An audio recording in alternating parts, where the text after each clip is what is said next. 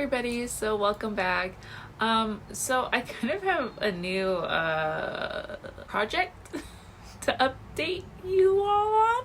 So remember how in 2020 during the quarantines everybody suddenly got like 50 new hobbies and crafting skills that they suddenly had time to develop and work on? So one of my family's hobbies was actually tie-dyeing. Like we had a couple of weeks where we made a couple of adult shirts for us, and then of course our oldest daughter had her shirt that she did, and then at the time I was pregnant, so then we were like secretly making like little onesies with cute little tie-dye patterns, but we hadn't told anybody yet, so like nobody knew about it, and this was just kind of our like secret little project that we worked on together. Since then I've had like this crazy idea, I guess that's what you would call it. I've just wanted to do tie-dye Lolita, but I never got around to it because, you know, I thought that either I'd have to find something first of all in cotton that was pure white,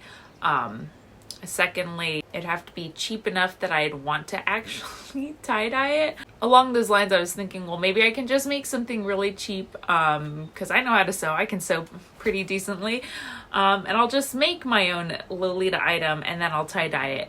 And then that never happened, but it's like something that's been gnawing my brain ever since. You know the saying, just because you can do it doesn't mean you should? Well, I did it. It took 4 years now to actually make it a reality, but I did it. So when we went to the store to go and look for supplies, they had like a whole like aisle of tie-dye and things to just like customize t-shirts and stuff. Like there was fabric markers, puffy paint made specifically for clothing, just like everything. So first of all, when I was going down the aisle, I was kind of blown away because I thought like, well, I came here to tie-dye, but now I'm like having a million other like things and ideas like come into my head about what I should or could do.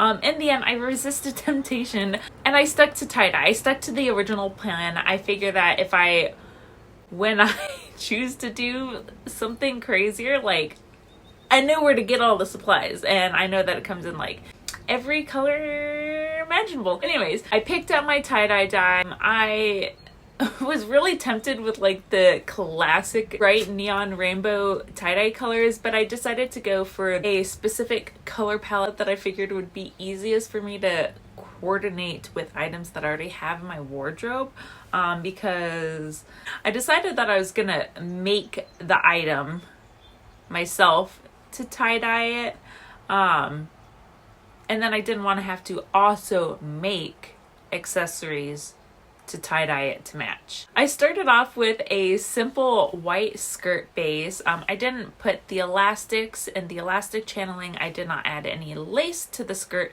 because I had the idea that I wanted to do like kind of a tie-dye pattern, and then I wanted the whatever the colors to be, the lace to be white and to not be tie-dyed.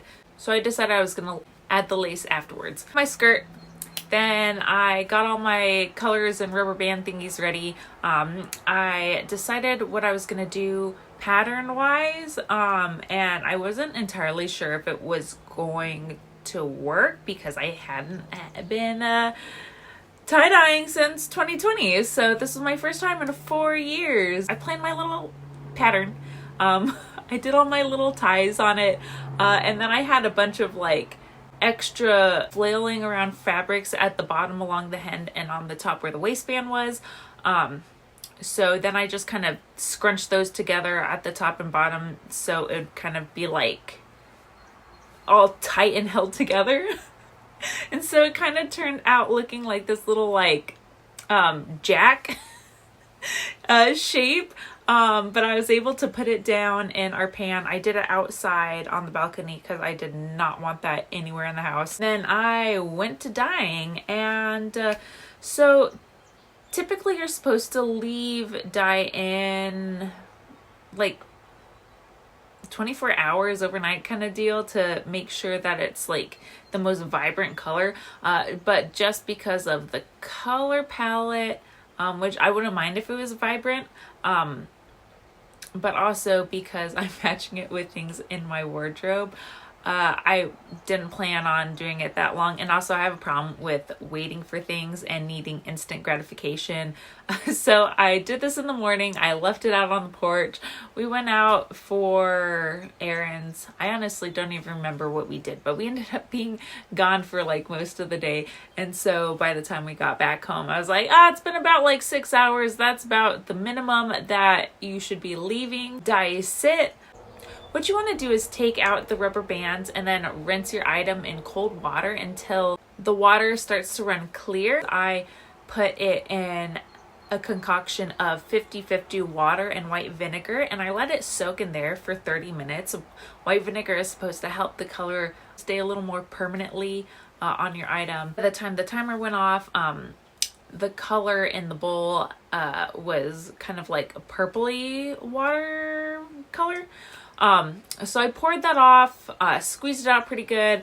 Then I threw it in my washing machine by itself. I set my load settings to lard with cold water. In general, you don't want to use hot water because that'll open the pores and allow more bleeding of the dye. So wash in cold water. I washed it in the large cycle with cold water with a little bit of baking soda, which is also supposed to help. And then after that, I just hung it up in my bathroom to dry. So the next morning when it was dry, I did use the iron because I needed to iron it flat. And as I was ironing it, you could really start to appreciate like how cool all the little swirls and patterns are in the fabric. So I ironed it all out. I sewed my lace onto the hem and I threw in my elastic, and it is beautiful, and I'm so excited to wear this thing. I'm not saying tie-dye Lolita should be a thing, but for me it's kind of a thing now. I want to do more. I want to experiment with more patterns and colors, and yeah, honestly it was just really fun. I mean, I think making tie-dye items is fun in general, but the fact that it's like tie-dye but it's also Lolita, it just kind of, I don't know, it just makes me like feel like really giddy and happy. I'm pretty sure tie-dye Lolita did not exist, but now it exists, and I don't know. I'm into it, and so yeah, let me know how you feel about tie-dye Lolita. Do you think my creation is super cool, or do you think it's an abomination? I kind of feel like it's both. I kind of feel like, you know, Frankenstein, and this is Frankenstein's creature, but that's it. So yeah, thanks for watching and looking at the weird, questionable stuff that I like to make. And I'll see you next time, unless I scared you away after this, because honestly, I won't be mad at you if I did. All right, bye.